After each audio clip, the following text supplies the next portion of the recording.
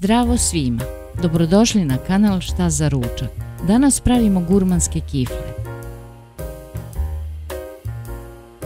Pripremimo sve što nam je potrebno za testo. Sipamo 250 ml toplog mlijeka, 250 ml tople vode. Dodamo 10 g suvog kvasca i 1 kašičicu šećera.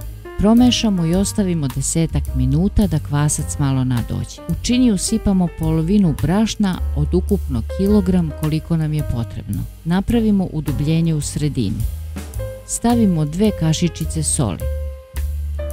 Nadošli kvasac. 150 ml ulja. 2 jajeta.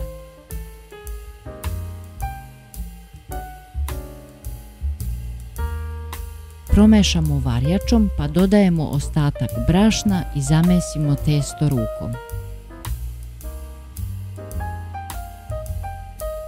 Prekrijemo folijom i ostavimo da nadođe. Nadošlo testo izručimo na radnu površinu. Malo premesimo i podelimo na 5 delova.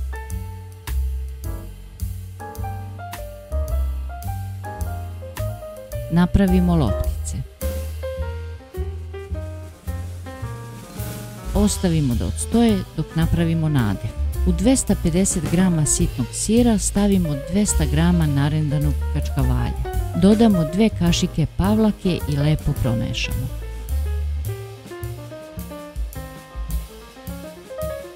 Uzmemo jednu lopticu i razvučemo u krug prečnika 30 cm. Podelimo na 4 trougla. Uzmemo jedan trougao i okrenemo na drugu stranu. Na širi deo trougla stavimo jedno parče pečenice. Preko stavimo nadev.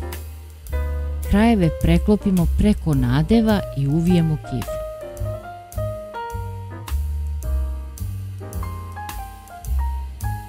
Ređamo u pleh na papir za pečenje. Napravimo sve kifle. Jedno jaje umutimo i premažemo ih.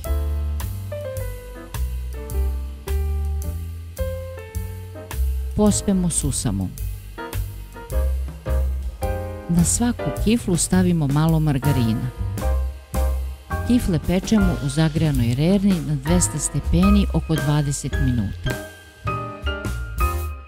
Ako vam se dopao ovaj recept, lajkujte i zapratite kanal. Prijatno!